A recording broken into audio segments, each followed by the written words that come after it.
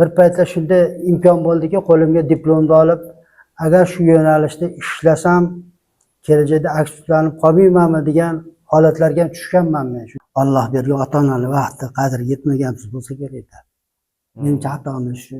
Endi aytmayli shunaqa deydi-ku. Assalomu alaykum, hurmatli muxlis, hurmatli talabalar, hurmatli ustozlar. Bugun bizda bu picture jamoamizni ustozlar markazida ko'rsatuvining navbatdagi soni. Bizda navbatdagi mehmonimiz Eraliyev Abdunabi Hakimovich domlamiz. Domla, assalomu alaykum. Kelganingiz uchun kattakon rahmat. Shu birgina iltimosimizga yo'q demasdan hurmat qilib kelganingiz uchun alohida rahmat. Ustoz, avvalambor talabalar tomonidan kelgan savollardan oldin o'zingiz haqingizda qisqacha gapirib bersangiz, yoshlik paytlaringiz, o'qishga kirgan paytlaringiz haqida qisqacha gapirib bersangiz. Assalomu alaykum. Talabalar, yoshlar. Men 1985-yil Farg'ona Politexnika universiteti energetika fakulteti elektr ta'minoti mutaxassisligi bo'yicha o'qishga 90-yil, 1990-yil bitirdim. 90-yildan beri shu institutda elektr energetika kafedrasida faoliyat ko'rsataman. Kelib chiqqan joylaringiz qaysi? O'zi asli Farg'ona viloyatidansiz, domla? Aslini Quvaliman. Quvali. Farg'ona viloyatining Quva tumanida Qorashoq qishlog'ida yashayman. Hozirgi kungacha shu yerda yashayman. Boshqa joyda yashalmadim. Farg'onada uyda borib kelib qatnab ishlayman. Domla, eshitishimiz bo'yicha, bizga kelgan xabarlar tomonidan eshitishimiz bo'yicha energetika sohasida energetika yo'nalishini oilada bitta siz tanlagan ekansiz. Eshitishimiz bo'yicha oilangizda nima doktorlar ham bor ekan. Shunaqami, to'g'rimi domla?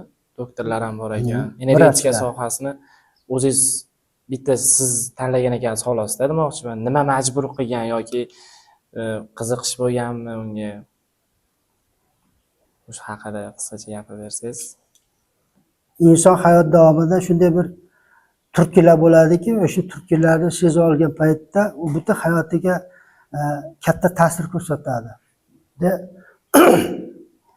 Menda shunday turtkilar bo'ldiki, shu Politexnika universitetida aynan shu energetika fakultetida o'qiyotgan talabalar bilan men armiyada birga xizmat qilganman.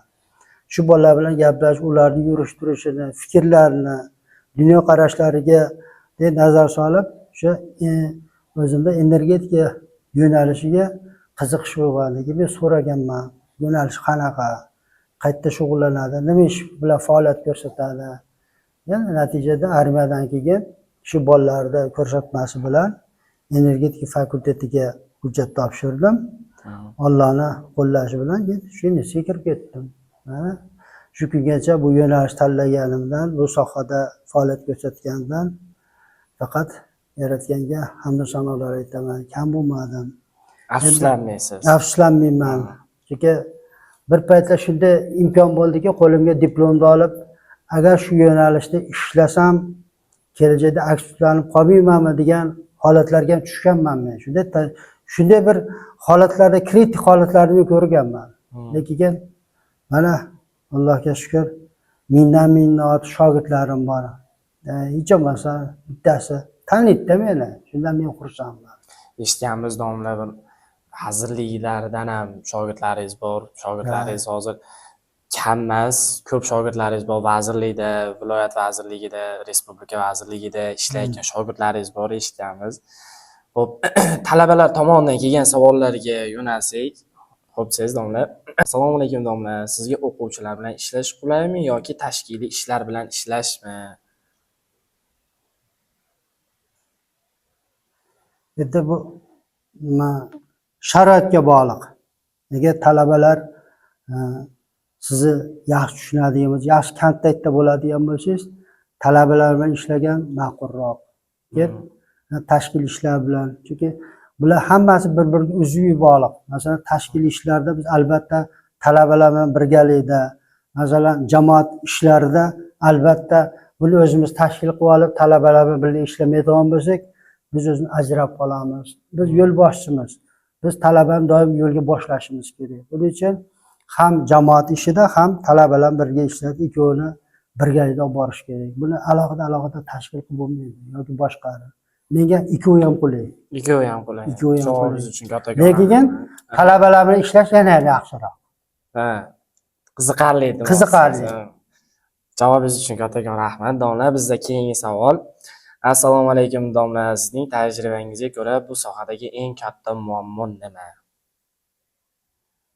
Energetika sohasidagi eng katta muammo.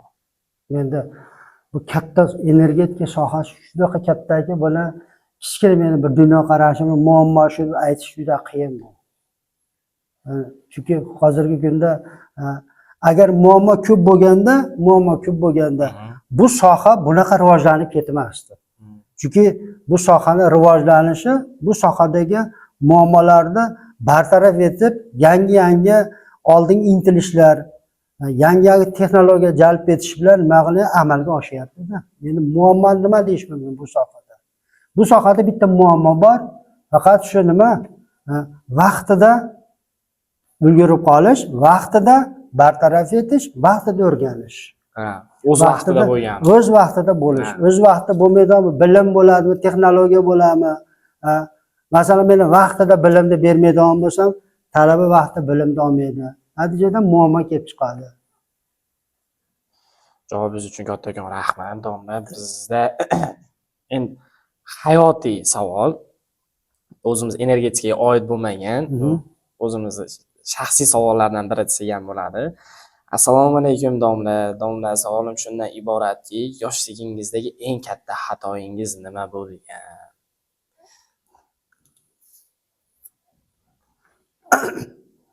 Endi yoshlikda qanday xato bo'lishi mumkin? Yoshlikda xatosini katta bo'lganingizda sekin tushunasiz-da. Endi xatolik balki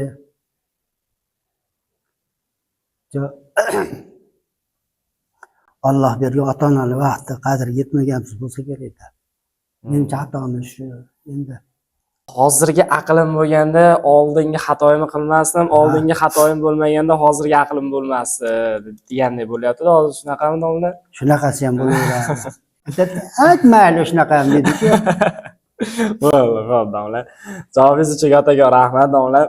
Domla, talabalar tomonidan kelgan savol emas, men o'zim savolim bor sizga, domla.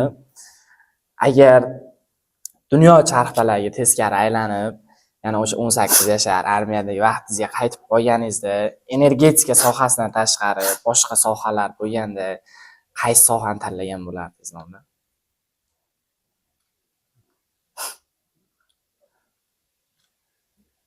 Aynan shu sohani, aynan shu yo'lda tanlagan bo'lardim. Energetikada sodiq qolaman deyapti, domla. Energetikada sodiq qolaman. Bo'ladi, domla, rahmat. Xo'p, endi o'zimizni sohaga oid savollar bor, xudo xolasa. Xo'p, assalomu alaykum domla. Oddiy xonadonda energiya tejash uchun eng samarali 3 ta usul qaysilar? Shularni aytib bersangiz. Eng samarali usullardan birinchisi bu energiya tejamkor elektr qurilma asbob-uskunalardan foydalanish. Ikkinchisi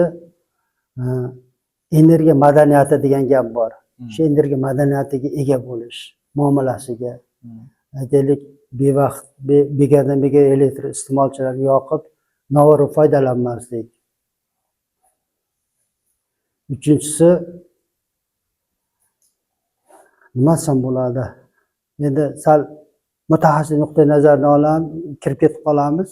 Iloji boricha shu elektr qurilmalardan foydalanishda sifat ko'rsatkichlarga e'tibor berish deb tushunaman. Ha, bu tushunarli, domla. Javobingiz uchun kattakon rahmat. Xo'p, keyingi savolimiz.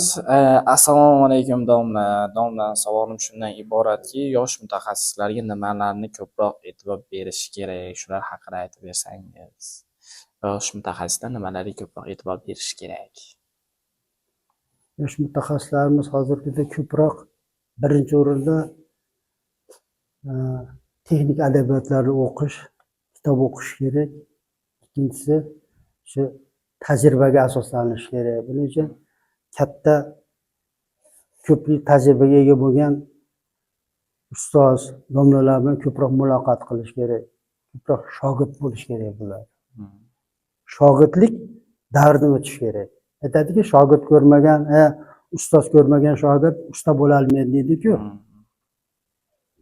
Ko'proq ustozlar bilan ko'proq bilim olishga jalb qilgan bo'lardi. Iloji boricha ko'proq nazariy tajribani oshirish kerak. Nazariy bilimlarni oshirish kerak. Javobingiz uchun rahmat, domla. Keyingi savolimiz: Assalomu alaykum, domla. Energiya auditi qanday amalga oshiriladi? Shu haqida qisqacha gapirib bersangiz. Energiya audit bu bir bosqichli yoki tezda bitadigan ish emas. Bu o'zining bosqichlari bor. Birinchi o'rinda energiya audit deganda, birinchi o'rinda shu korxonalar yoki tashkilotda elektr iste'mol qilinishini o'rganib chiqish kerak. Shu o'rganishdagi yo'l qo'yilgan xatolik, kamchiliklarni bartaraf etish usullarini o'rganib, ana uni tatbiq qilish kerak. Shuni o'zi 3 ta bosqich kelib chiqadi. Shuni o'zidan Katta 3 ta bosqich bor. Shu uchala bosqichda tashkil etadigan bo'lsa, mana bu energiya audit samara beradi. Bo'lmasa bu yo qog'ozda yoki bo'lmasa bir nima bo'ladi. Tashkil ishlari shunday qolib ketadi xolos. Deb o'ylayman. Tushunarli. Javobingiz uchun kattakon rahmat. Xo'p, bizda keyingi savolimiz: Assalomu alaykum, domla. Qaysi yondashuvlar eng samarali deb hisoblaysiz va nima uchun? Shu haqida gapirib bersangiz. Qaysi ma'noda yondashuv deganingizda? Energiya samaradorliklari. Energiya samaradorligida aytdim-ku, biz madaniyatini o'rganishimiz, energiyadan foydalanish madaniyatini o'rganishimiz kerak. Aytaylik, xonada chiroq yonib turibdimi, shuni o'chirib qo'yishni o'rganadigan bo'lsak, shuni o'zi bizga eng katta samara beradi. Eng katta tejamkorlik. Tejamkorlikni beradi. Shu qisqa nima kichkina ishlar ham katta natija keltirib chiqadi. Katta kichkina tashlar katta muammolar yuzaga keltirib chiqaradi. To'g'ri aytasiz, domla.